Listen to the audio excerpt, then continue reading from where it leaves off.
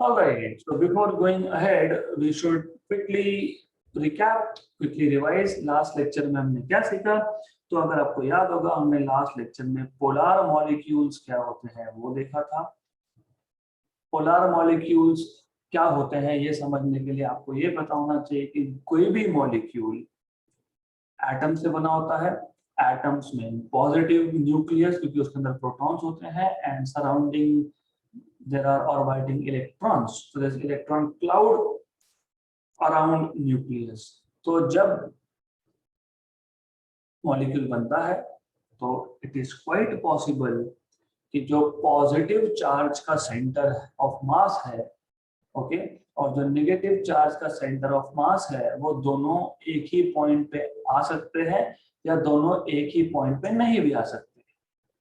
तो it is quite possible that centers of positive charge and center of negative charge, they may coincide, they may not coincide।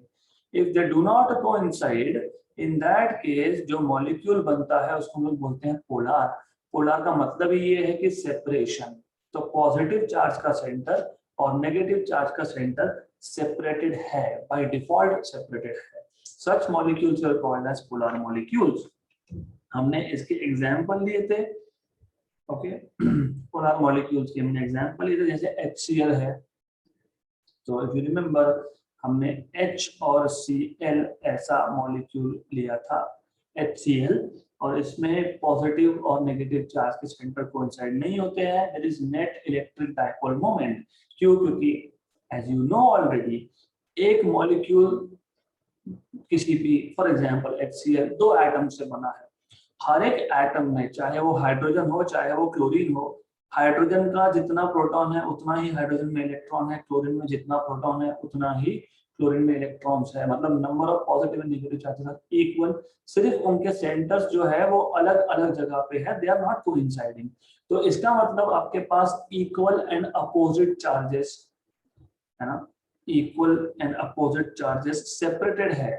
जब भी equal और opposite charge separated होता है तो वहां पे एक नेट डायपोल मोमेंट होता है।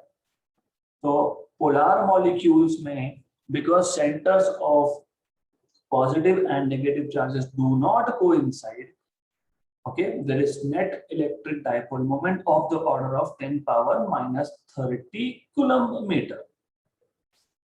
all right, good। example HCl, example ammonia NH3, example water molecule H2O। so mostly if you see, polar molecules are like non-linear molecules। जैसे H2O is not linear, it is non-linear। NH3, ammonia, N, H, H and H, non-linear। सिर्फ HCl linear है, लेकिन इसमें भी H hydrogen में number of electrons only one, Cl has many। so as you can see here, they are mostly non-linear। एक line में atoms नहीं है, या फिर अगर है तो सिमेट्री नहीं है, असिमेट्रिक है, क्योंकि Cl में बहुत ज्यादा इलेक्ट्रॉन्स है और हाइड्रोजन में कम है। तो this were the examples of polar molecules, right. So let's start with next type of molecules, जिसको हम बोलेंगे non polar molecules. So in let me just verify, yes, in the last lecture we stopped at polar dielectric। let's now begin with non-polar dielectric। तो अब हमको देखना है second type का dielectric, which is non polar dielectric. अब non polar, as the name says कि ये polar नहीं है। तो पोलर में क्या हो रहा था? पोलर में ऐसा हो रहा था कि centre of mass of positive charges and centre of mass of negative charges, they were not coinciding. वो एक ही पॉइंट पे नहीं थे, वो अलग अलग पॉइंट्स पे थे, राइट। तो नॉन पोलर में उल्टा होगा, मतलब जहां पे पॉजिटिव चार्ज का सेंटर है वहीं पे नेगेटिव चार्ज का सेंटर है। तो इसको डिनोट करने के लिए हम एक सर्कल ड्रॉ करते हैं, उसमें पॉजिटिव और नेगेटिव ऊपर नीचे बता देते हैं, विच मीन्स कि पॉजिटिव और नेगेटिव दोनों का चार्ज का सेंटर ऑफ मास एक ही जगह पे आ गया। तो these are called as non polar dielectric. अब नॉन पोलर डाइलेक्ट्रिक जो होते हैं वो सिमेट्रिकल शेप के होते हैं, इसलिए मैंने आपको बताया था, that's why I told you कि these are mostly linear molecules. For example H2, एक हाइड्रोजन, दूसरा hydrogen. So when H2 molecule is formed because of sharing of electron, है ना, covalent bond formation होता है यहाँ पे। Okay, so this molecule is non-polar, इसमें net electric dipole moment नहीं है। इलेक्ट्रिक डायपोल मोमेंट क्यों नहीं है? क्योंकि दोनों चार्जेस का सेंटर एक ही पॉइंट पे है। जब चार्जेस सेपरेटेड नहीं है तो डायपोल मोमेंट कहाँ से आएगा? तो one example, another example carbon dioxide. अभी प्रॉब्लम क्या है कि देखो कार्बन डाइऑक्साइड, ये कार्बन आ गया, ये ऑक्सीजन आ गया, ये ऑक्सीजन आ गया, it is a linear molecule. और linear molecule, non linear molecule, ये इन डिटेल आप केमिस्ट्री में सीखते ही हो। तो आपको बाय डिफॉल्ट पता होगा कि carbon dioxide is a linear molecule, तो ये भी सिमेट्रिक मॉलिक्यूल है। O2 is also a symmetric molecule. तो such are the examples of non polar dielectric. जो भी सब्सटेंस नॉन पोलर डाइलेक्ट्रिक से बनेगा उसको हम लोग बोल देंगे non polar dielectric substance. Simple चीज है। Okay, so just a very basic difference. Polar dielectric में centers of positive and negative charge do not coincide, hence they have net electric dipole moment। each molecule की बात कर रहा हूं मैं। और नॉन पोलर में centre of positive and negative charge coincide होता है, एक ही पॉइंट पे आता है, इसलिए इस केस में you do not have net electric dipole moment। all right, so let's put this point by point and then we'll move ahead with another topic। तो सबसे पहले easy है ये, it's pretty simple। a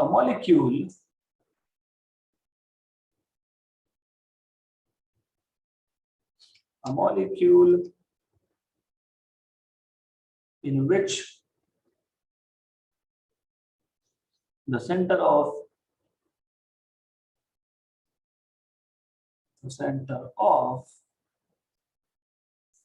mass of the positive charges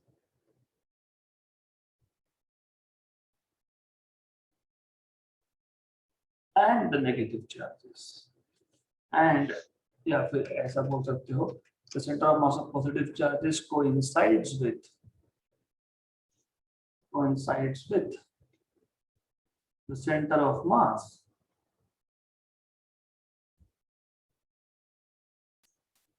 of the negative charges।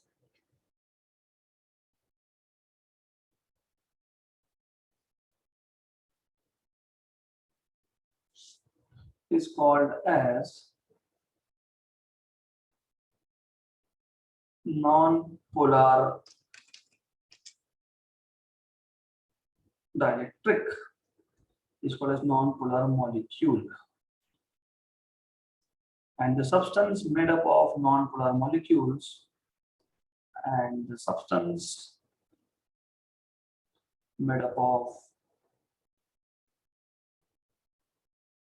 non-polar molecules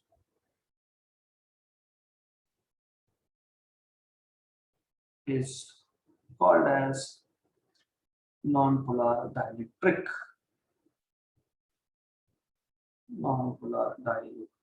And obviously, as you know, that they are symmetrical in shape and they do not have permanent dipole moment। These molecules have symmetrical shape. These molecules have symmetrical shape and they do not have permanent dipole moment। permanent dipole moment इनके पास नहीं होता है। Okay, good। examples H2 CO2 etcetera. Okay, तो अभी सिंबलिकली denote कैसे करोगे? तो सिंबलिकली denote करने के लिए आप एक सर्कल लेते हो, you take a circle, you show positive charge and negative charge at the same place, same point. So this is by notation, this is non-polar molecule. इसको non-polar molecule denote करने के लिए यूज करते हैं। Okay, then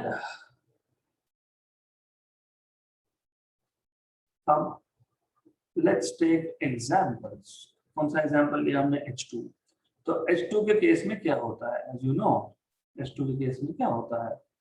ये है एक H, ये है दूसरा H। ये दोनों का देखो क्या है, सिंगल हाइड्रोजन एटम की बात कर रहा हूं मैं। तो सिंगल हाइड्रोजन एटम का पॉजिटिव चार्ज का सेंटर है ना, it is at the centre, और नेगेटिव चार्ज का centre is also at the centre. आप बोलोगे ऐसा कैसे? Because you see that is where you have to understand. You will say कि बट इलेक्ट्रॉन तो ऑर्बिट में है। इलेक्ट्रॉन ऑर्बिट में है, that is true, but I told you कि इन रियलिटी इलेक्ट्रॉन जब ऑर्बिट में होता है तो it is like a wave. आप आगे सीखोगे, देखो साइंस ऐसे ही आगे बढ़ता है। आप आगे सीखोगे एटम्स मॉलिक्यूल्स, वो चैप्टर में आप सीखोगे कि सबसे पहले एटम, एटम का मतलब क्या? एटम वर्ड का ही मतलब है इनडिविजिबल, जिसको आप डिवाइड नहीं कर सकते। तो पहले ऐसे माना जाता था कि एटम जो है वो बेसिक बिल्डिंग ब्लॉक है, मतलब एटम को फर्दर डिवाइड नहीं कर सकते हो, एटम न्यूट्रल है। हमको पता ही नहीं था कि पॉजिटिव नेगेटिव चार्जेस कुछ होते हैं। ये तो एक्सीडेंटली एक एक्सपेरिमेंट में नेगेटिव चार्जेस इमिट हुए एंड वहां पे मैग्नेटिक फील्ड था, मैग्नेटिक फील्ड की वजह से चार्जेस डेविएट हो गए अपने पाथ से, स्ट्रेट जा रहे थे वो डेविएट हो गए। तो एक्सीडेंटली हमने नेगेटिव चार्ज फाइंड किया। तो देन उसके बाद ये क्वेश्चन आया कि अगर एटम डिविजिबल नहीं था तो नेगेटिव चार्ज कहाँ से आ रहे हैं? फिर नया मॉडल आया एटम का, जिसमें हम बोलते हैं कि एटम में पॉजिटिव भी है, नेगेटिव चार्ज भी है। फिर क्वेश्चन आता है कि पॉजिटिव चार्ज कहाँ है, नेगेटिव चार्ज कहाँ है। उस पर बहुत सारे मॉडल्स दिए गए थे। तो it is not part of this topic, this chapter. तो हम जब बात आएगी तब देखेंगे उसको। But you need to understand कि electron when in orbit is not at any particular point, क्योंकि electron when in its orbit is actually a wave। Wave आप बोल सकते हो वेव वहां पे है, वेव यहाँ पे है, नहीं बोल सकते। तो इसलिए नेगेटिव चार्ज का भी सेंटर इस पे ही आएगा। So here for any given hydrogen atom positive and negative charges का सेंटर एक ही जगह पे आता है, even for hydrogen atom. Okay, तो यहाँ पे क्या हो गया कि पॉजिटिव चार्ज का सेंटर भी ये, नेगेटिव चार्ज का सेंटर भी ये इस हाइड्रोजन के लिए, दूसरे हाइड्रोजन के लिए भी पॉजिटिव का भी ये और नेगेटिव का भी वही ऊपर। फिर इन दोनों का सेंटर बीच में, क्योंकि दोनों हाइड्रोजन का मास सेम है तो सेंटर ऑफ मास सेंटर पे आएगा। तो इस केस में क्या है कि centre of positive charge and centre of negative charge both happen to be at the same place. दोनों एक ही जगह पे आने की वजह से ये नॉन पोलर डाइलेक्ट्रिक होता है। तो आपको इतना डिटेल नहीं भी याद रहा, that is okay, but it was my responsibility to give you some insights कि ऐसा क्यों होता है। तो हाइड्रोजन मॉलिक्यूल की जब बात होती है तो हाइड्रोजन मॉलिक्यूल में, और जब आप हाइड्रोजन बोलते हो तो नॉर्मली पीरियोडिक टेबल का हाइड्रोजन की बात नहीं कर रहा हूँ, इन जनरल जब हम बोलते हैं hydrogen gas normally molecular gas होता है, H2 गैस होता है। तो that H2 gas is non-polar dielectric. So this is example of H2 non-polar molecule. And one more example that I gave you was carbon dioxide. As I told you कि carbon dioxide जो है वो linear molecule है, and linear molecules mostly are non-polar dielectrics. So what happens in carbon dioxide? You have dioxide, दो oxygens, all right, and then you have one carbon, something like this, ऐसा, okay. तो ये oxygen, ये carbon, ये oxygen, alright. यहाँ पे भी ऐसा होता है, ऑक्सीजन का खुद का सेंटर ऑफ मास यहाँ पे, दूसरे का यहाँ पे, कार्बन का उसके सेंटर पे, इन तीनों का सेंटर ऑफ मास कार्बन के सेंटर पे। तो ऑक्सीजन का सेंटर ऑफ मास उसके सेंटर पे, दूसरे ऑक्सीजन का सेंटर ऑफ मास उसके सेंटर पे, पॉजिटिव नेगेटिव चार्जेस दोनों का, कार्बन एटम का सेंटर ऑफ मास, पॉजिटिव और नेगेटिव चार्जेस का सेंटर ऑफ मास कार्बन के सेंटर पे, तीनों का सेंटर ऑफ मास भी कार्बन के सेंटर ऑफ मास के आसपास नहीं आता है। तो in this case also overall पूरे मॉलिक्यूल में जितने भी पॉजिटिव चार्जेस है, पूरे मॉलिक्यूल में जितने भी नेगेटिव चार्जेस है, सबका centre of mass almost carbon के सेंटर पे आता है। So it becomes a non polar dielectric. तो ये है non polar dielectric, carbon dioxide CO2 non polar dielectric.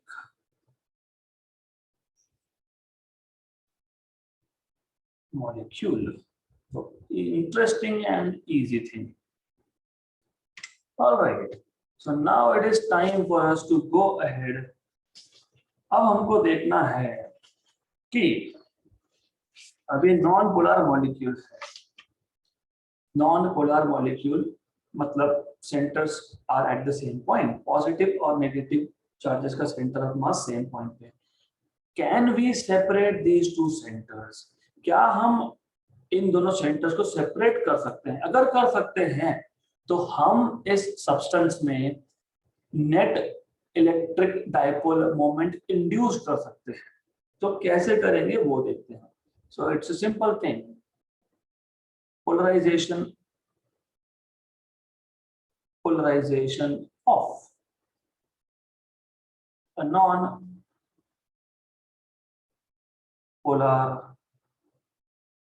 dielectric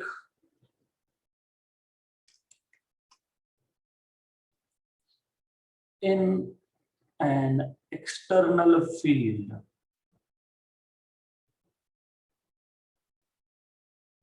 तो what we will do is, बहुत सिंपल सा कॉन्सेप्ट है और बहुत अच्छा कॉन्सेप्ट है। हमारे पास एक मटेरियल है जो नॉन पोलर डाइलेक्ट्रिक से बना है। So let's say we have a slab. हमने एक स्लैब बना लिया जो नॉन पोलर डाइलेक्ट्रिक से बना हुआ है। स्लैब मैं कॉपी कर लेता हूं इसको, because I will need two of them. Okay, अब as you know from here, non polar dielectric का सिंबल क्या है? तो what you do is you put a circle, you put positive charge and negative charges both at the same point. So this is symbol of non-polar dielectric. तो जब substance बनता है तो there are many such non-polar dielectric molecules. अभी एक दो तो होंगे नहीं, there are many such, there are millions and billions. मैं तो 6 ही दिखा रहा हूँ, that's what, because we cannot show billions here. तो ठीक है। Anyways, ऐसा है कि जब आपने एक्सटर्नल इलेक्ट्रिक फील्ड नहीं लगाया, जिसको मैं E0 बोल देता हूँ, हमने यहाँ पे कोई भी एक्सटर्नल इलेक्ट्रिक फील्ड नहीं लगाया, तो क्या होगा उस केस में? ये मटेरियल जो है, जो नॉन पोलर डाइलेक्ट्रिक से बना हुआ है, वो मटेरियल का डाइपोल मोमेंट 0 होगा। डाइपोल मोमेंट 0 क्यों होगा? क्योंकि चार्जेस सेपरेट हुए ही नहीं। जब चार्जेस सेपरेट हुए ही नहीं तो फिर डाइपोल मोमेंट आया कहां से? गुड। तो इन एब्सेंस ऑफ, मैं लिख देता हूं यहाँ पे, you should know this, we are writing this in absence of. So this is non-polar dielectric.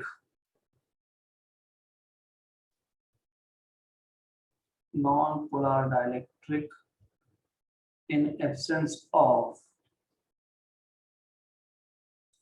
external electric field. External electric field. Okay. Now what happens the moment you put external electric field here, जैसे ही आपने external electric field यहाँ पे लगा दिया and obviously आपको external electric field का direction by default हमेशा याद रहना चाहिए। Electric field line start from positive end at negative, इसलिए एक्सटर्नल इलेक्ट्रिक फील्ड का डायरेक्शन पॉजिटिव से नेगेटिव होता है। This is what you should know. The moment you do this, जैसे ही आपने ऐसा किया तो ये जो हमारे पास मॉलिक्यूल्स थे नॉन पोलर, उस नॉन पोलर मॉलिक्यूल का पॉजिटिव चार्ज वो नेगेटिव इलेक्ट्रिक फील्ड के डायरेक्शन में अट्रैक्ट होगा, ओके, और नेगेटिव चार्ज इलेक्ट्रिक फील्ड के अपोजिट डायरेक्शन में अट्रैक्ट होगा। मतलब क्या हुआ, मतलब जो चार्ज के सेंटर पहले एक ही जगह पे थे, अब because of the influence of, because of the effect of external field separate हो गए। सेपरेट हो गए तो अब मैं ये सिंबल जो है सर्कल, ये डिस्टॉर्ट हो गया। डिस्टॉर्ट हो गया तो हम इसको अभी डम्बल शेप बता देंगे, ऐसा बन गया, राइट। तो what is happening in presence of external field, the centers of positive and negative charges of each molecule, हर एक मॉलिक्यूल का सेंटर जो है पॉजिटिव और नेगेटिव चार्ज का वो शिफ्ट हो गया, okay, it gets shifted, right. तो this is what is happening, okay.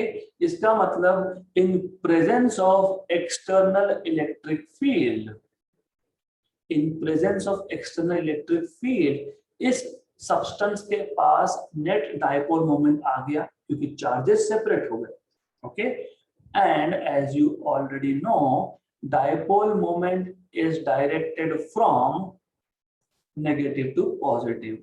तो ये आ गया नेट डाइपोल मोमेंट हर एक मॉलिक्यूल का। हर एक मॉलिक्यूल के पास नेट डाइपोल मोमेंट होने का मतलब क्या है, पूरे सब्सटेंस के पास नेट डाइपोल मोमेंट है। So what is happening in presence of external electric field, each molecule of non-polar dielectric is getting polarized, separation of charges, they are developing net dipole moment in the direction of field। देखो dipole moment का direction क्या है, जो field का direction है। Dipole moment का direction बोल रहा हूँ मैंने, डाइपोल मोमेंट का डायरेक्शन बोला है क्योंकि आगे जाके कंफ्यूजन क्रिएट होता है। So in presence of external field each molecule is developing dipole moment in the direction of external electric field, okay. तो ये सीन है आपका, this is the scenario of non polar dielectric.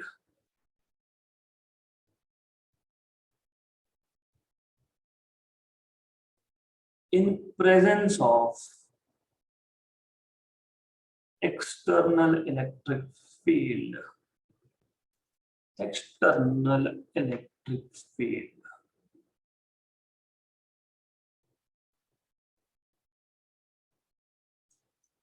right? Good. एक बार वापस quickly repeat कर देता हूँ, quickly, very quickly. You have to make a brain map. Non polar मतलब दोनों के सेंटर ऑफ मास, किस दोनों के पॉजिटिव एंड नेगेटिव चार्जेस के सेंटर ऑफ मास हर एक मॉलिक्यूल के एक ही जगह पे। फिर हमने अगर सब्सटेंस बना दिया तो सब्सटेंस में बहुत सारे मॉलिक्यूल्स होंगे और सारे के सारे मॉलिक्यूल्स जो है नॉन पोलर है, मतलब किसी भी मॉलिक्यूल के पास नेट डाइपोल मोमेंट है ही नहीं, तो they don't have a dipole moment.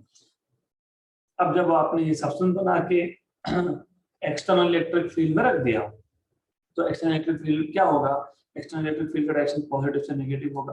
तो जो नेगेटिव साइड है फील्ड का वो पॉजिटिव चार्जेस को खुद की तरफ अट्रैक्ट करेगा, जो पॉजिटिव साइड इलेक्ट्रिक फील्ड का वो नेगेटिव चार्जेस को खुद की तरफ अट्रैक्ट होगा। मतलब separation of charges, separation of centre of positive and negative charge of each molecule, मतलब हर एक मॉलिक्यूल एक नेट डाइपोल मोमेंट इंड्यूस कर रहा है when kept in external electric field, right? This is what is happening in short. So let's put it down point by point. बहुत simple सा चीज है, interesting है काफी।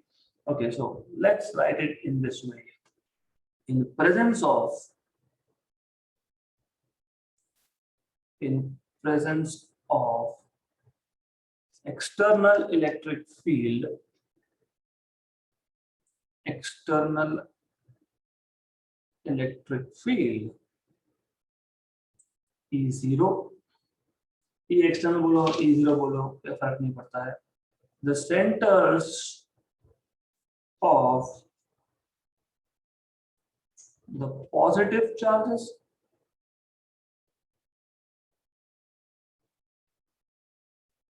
in each molecule, in each molecule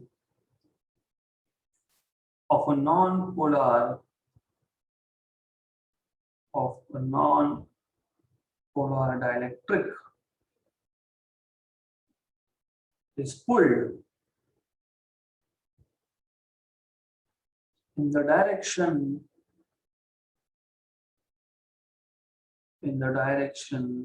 of the field, in the direction of the field of E0.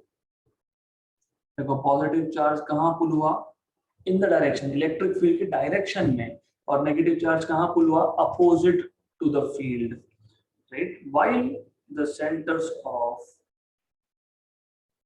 while the centers of the negative charges are displaced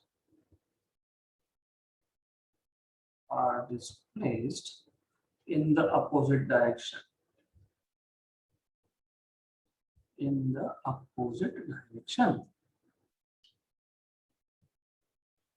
then because of this displacement हर एक molecule ने एक net dipole moment develop कर लिया.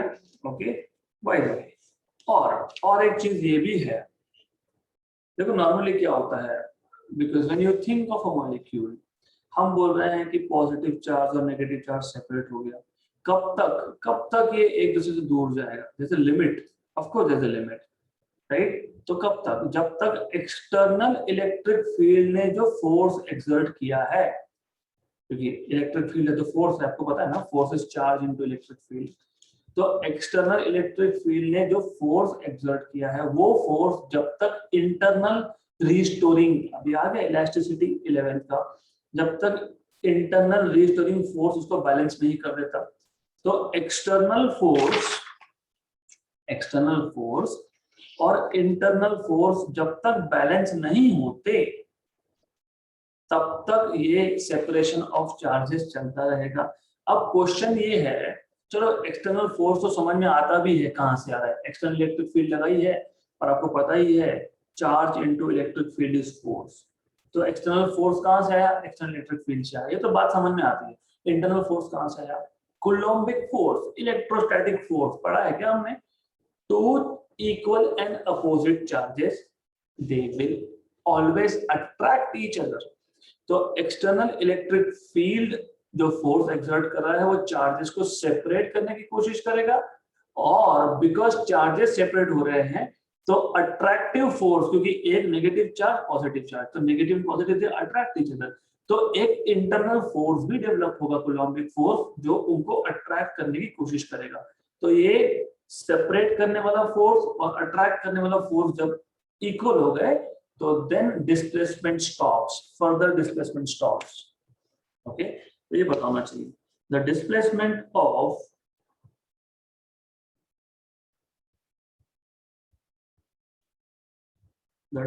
Of the charges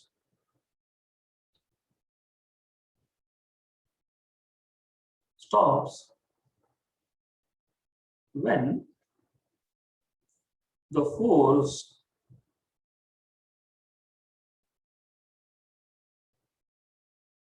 exerted by the electric field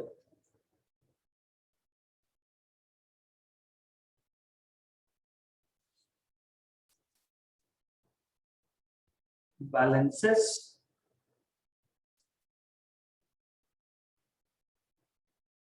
the restoring force. अभी restoring force कहां से आ रहा है, तो restoring force is nothing but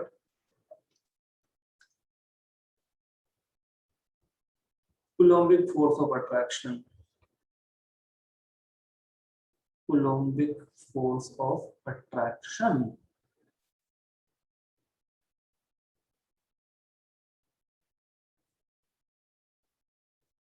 Between the charges in the molecule. Between the charges in the molecule.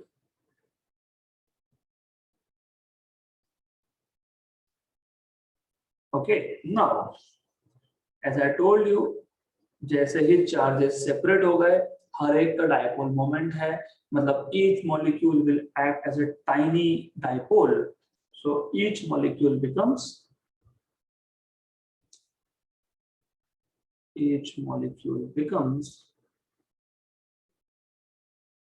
a tiny dipole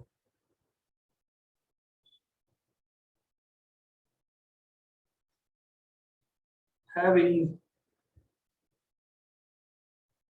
a dipole moment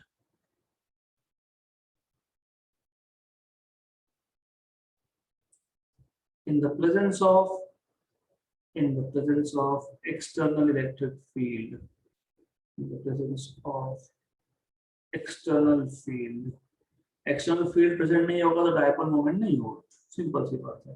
Okay, the induced dipole moments of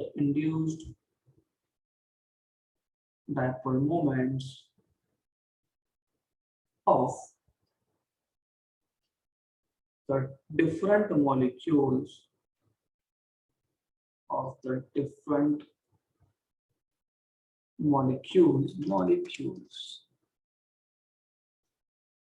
molecules add up, giving a net dipole moment. Net dipole moment to the dielectric substance. Right, ये तो case हो गया आपका polarisation of non polar, है ना. अब if we talk about polar molecules, अभी आप बोलोगे पोलर मॉलिक्यूल्स का क्या ही इशू है, पोलर मॉलिक्यूल्स तो पहले से ही पोलर है, बराबर, फिर उसका पोलराइजेशन करने की जरूरत क्या है क्यों है, समझ जाएगा थोड़ी देर में. So let's take slab again. अब सिर्फ इतना है कि जो स्लैब हम ले रहे हैं यहाँ पे, दो slabs are of polar molecules, non polar के नहीं, पोलर के है.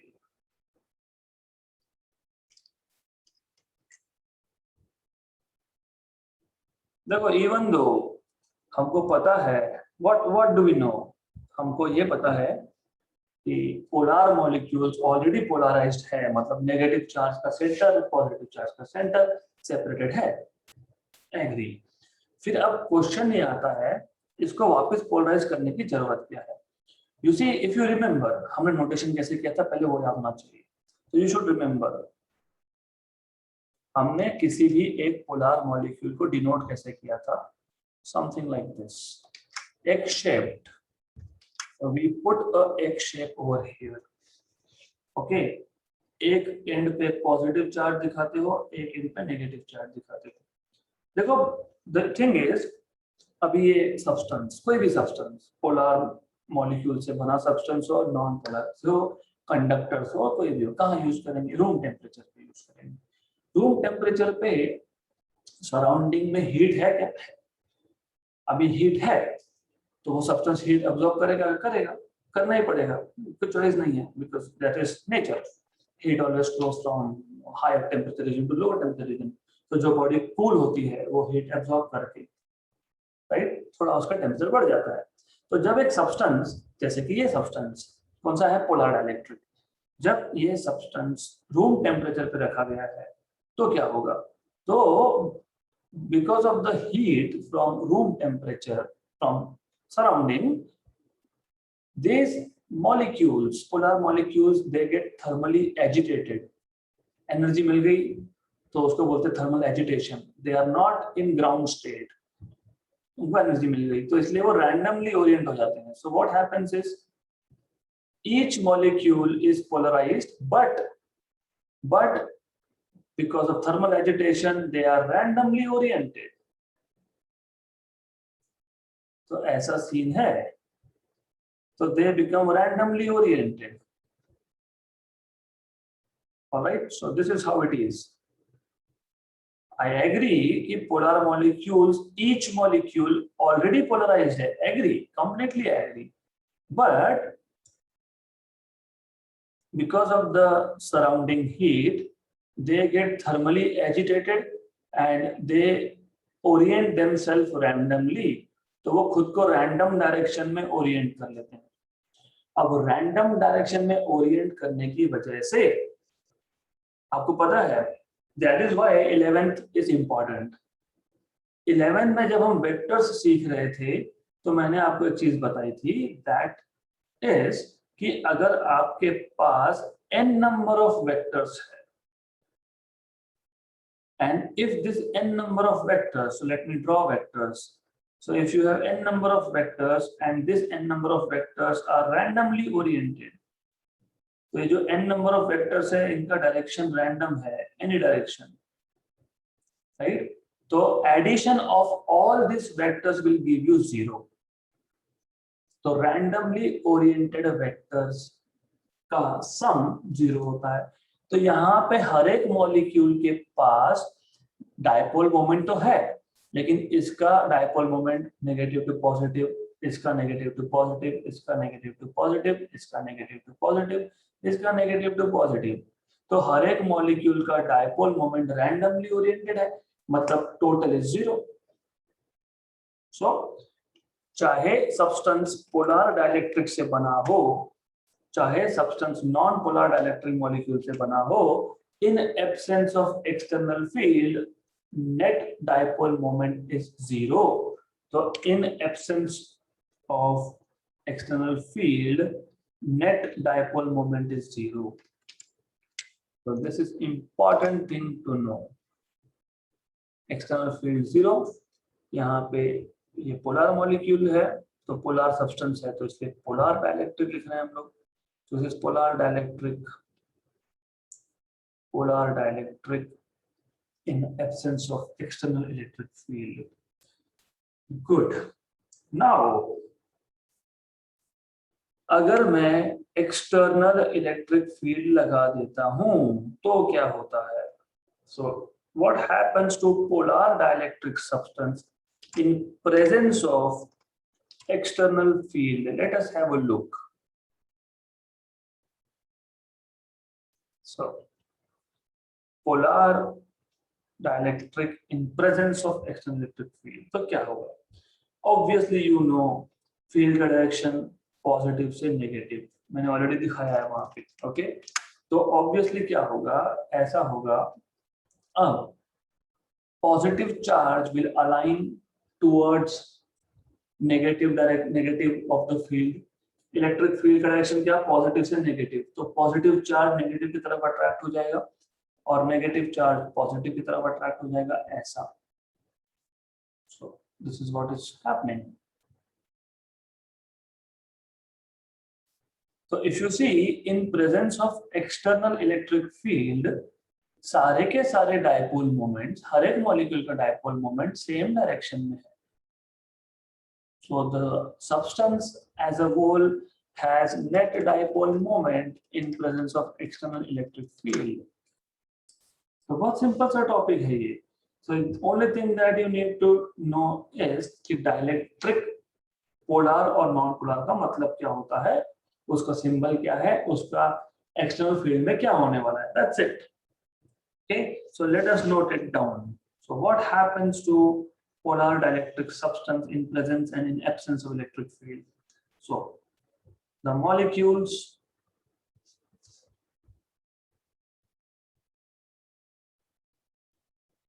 of a polar dielectric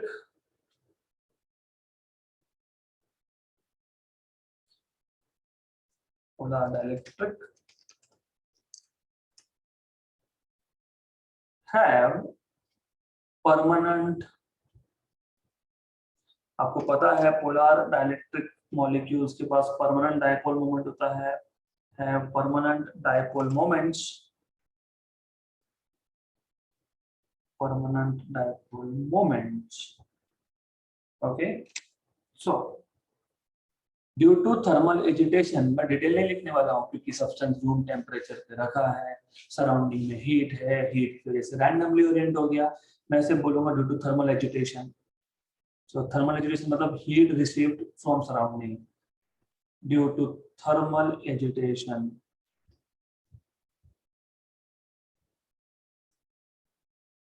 क्या होगा, as I told you, due to thermal agitation in the material in absence of external field, these dipole moments are randomly oriented. So due to thermal agitation, the dipole moments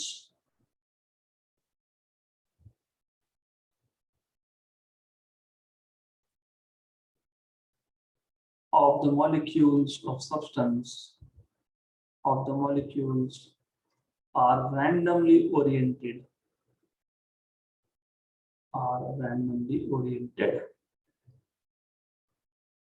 okay, as shown in figure.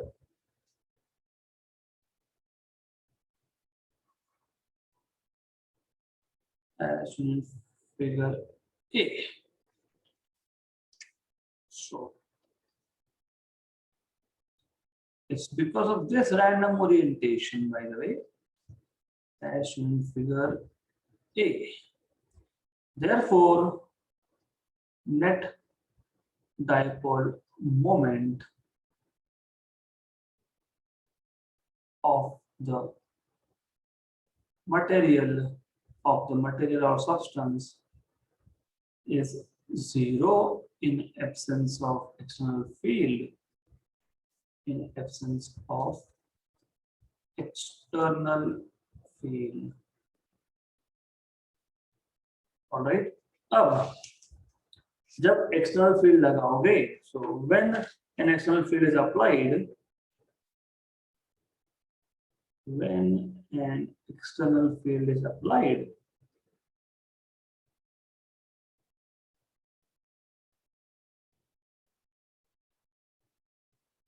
क्या होगा, as I told you, the dipole moments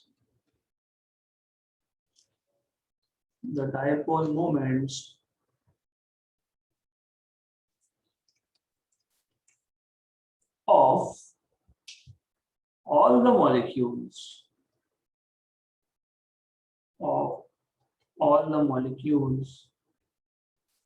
tend to align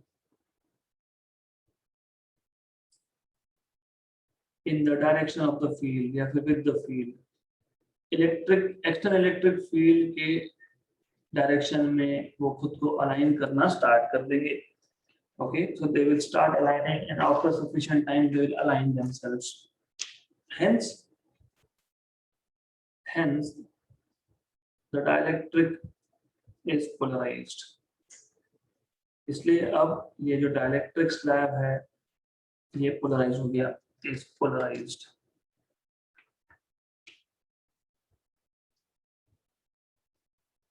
Okay, what are the conclusions? So what do you conclude from this? Both polar and non-polar molecules, both of them, substance made up of polar and non-polar molecules, they do not have dipole moment, net dipole moment in absence of field, external field, but in presence, yes, they do have. So you can say thus.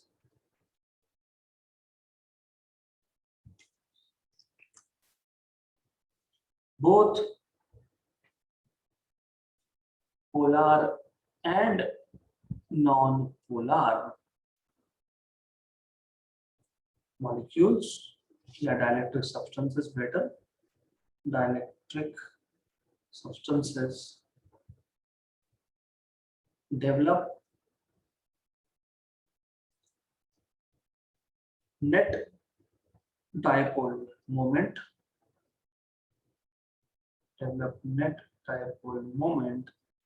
in presence of external electric field. Okay, अब ये topic important क्यों है आपको समझेगा जब हमें भी in the next lecture और नेक्स्ट टू नेक्स्ट लेक्चर जब हम लोग कैपेसिटर्स पढ़ेंगे तब। बाय द वे, अभी आपको याद होगा हमने पोलराइजेशन का एक थियोरेटिकल डेफिनेशन दिया था। हमने क्या बोला था? Separation of centres of positive and negative charges is called as polarization. पर वो थियोरेटिकल डेफिनेशन था ना, मुझे मैथमेटिकल डेफिनेशन चाहिए। मुझे ये पता करना है कि क्या सारे के सारे मॉलिक्यूल्स पोलराइज हो गए, मतलब सारे के सारे मॉलिक्यूल्स इलेक्ट्रिक फील्ड के डायरेक्शन में अलाइन हो गए, या ऐसा कुछ है कि only a few are aligned. ऐसा भी हो सकता है, ऐसा भी हो सकता है कि सारे के सारे अलाइन नहीं भी हुए, क्योंकि डिपेंड करेगा एक्सटर्नल फील्ड के ऊपर। अगर एक्सटर्नल फील्ड बहुत स्ट्रांग है तो सारे के सारे अलाइन हो जाएंगे। So in that case all will be aligned. Okay, अगर electric field external electric field weak है तो मे बी सारे अलाइन नहीं भी हुए, ऐसा भी हो सकता है। ऑलराइट, तो अब we want to make mathematical definition of polarization. तो इजी है, देखो ऐसा है, हम क्या करेंगे, हम अभी आपको पता है ना एक्सटर्नल फील्ड में रखने के बाद क्या हुआ कि हर एक मॉलिक्यूल के बाद डायपोल मोमेंट है। अब मैं यहाँ पे यूनिट वॉल्यूम ले लूंगा। You know what is unit volume? You take 1 metre cube volume and unit volume, unit मतलब 1, वॉल्यूम मतलब मीटर, क्यूब आएगा यहाँ पे। आप क्या करोगे, 1 मीटर क्यूब वॉल्यूम लोगे। हो सकता है कि ये जो डाइलेक्ट्रिक सब्सटेंस है ये बहुत बड़ा है, 10 मीटर क्यूब का है, उसमें से मैंने 1 मीटर क्यूब का छोटा वॉल्यूम लिया, उसमें टोटल डायपोल मोमेंट कितना है ये देखा, that is polarization. So polarization का अल्टरनेट डेफिनेशन भी है। So you can say the dipole moment per unit volume, the dipole moment per unit volume, दोनों ही केस में, नॉन पोलर और पोलर के केस में, the dipole moment per unit volume is called as polarization and is called as polarization and is given by, okay, anyways it is denoted by p bar। आपको पता है dipole moment को p बार से denote करते हैं। so it is denoted by, देखो p बार क्या था, p बार था dipole moment of each molecule, single molecule, छोटा p is dipole moment of each molecule. तो पोलराइजेशन को हम डिनोट करेंगे कैपिटल P से। So it is denoted by capital P bar and is given as, so by the way polarization कितना, मैंने अभी अभी बताया आपको, जितना ज्यादा इलेक्ट्रिक फील्ड होगा, एक्सटर्नल इलेक्ट्रिक फील्ड होगा, उतना ज्यादा मॉलिक्यूल्स खुद को अलाइन करेंगे। मतलब the more external field you have, the more is polarization. So polarization is basically directly proportional to external electric field. तो मैं डायरेक्टली प्रोपोर्शनल है ना, तो इसको हटा देता हूं और मैं लिख देता हूं कांस्टेंट ऑफ प्रोपोर्शनलिटी काय। इस काय को बोलते हैं इलेक्ट्रिकल ससेप्टिबिलिटी। ऐसा ही काय आप मैग्नेटिज्म में देखोगे, that is called as magnetic susceptibility, this is called as electric susceptibility. तो ये जो काय ऑफ ई है, this is electric susceptibility, susceptibility of dielectric substance या फिर ऑफ डाइलेक्ट्रिक मटेरियल या फिर डाइलेक्ट्रिक मीडियम, जो लिखना चाहो वो लिखो, मीडियम बोलो, मटेरियल बोलो, सब्सटेंस बोलो, कोई फर्क नहीं पड़ता है। Okay, the way you want to say. तो what is polarization? Dipole moment per unit volume पूरे सब्सटेंस में से मैंने 1 मीटर क्यूब का वॉल्यूम लिया, उसमें कितना डायपोल मूवमेंट है वो चेक किया, उसको बोल दिया पोलराइजेशन। कितना ज्यादा पोलराइजेशन, जितना एक्सटर्नल फील्ड होगा, क्योंकि एक्सटर्नल फील्ड ही तो अलाइन कर रहा है हर एक मॉलिक्यूल को। जितना ज्यादा एक्सटर्नल फील्ड होगा उतने ज्यादा नंबर ऑफ मॉलिक्यूल्स फील्ड के साथ अलाइन हो जाएंगे, and hence polarization is proportional to external field. सो प्रोपोर्शनलिटी कांस्टेंट हटा दिया तो एक काय लिखेंगे हम लोग, and that chi is called as electric susceptibility of the dielectric material or medium. Okay, so that's it for today, and we will continue with more in the next session. So for today it is sufficient.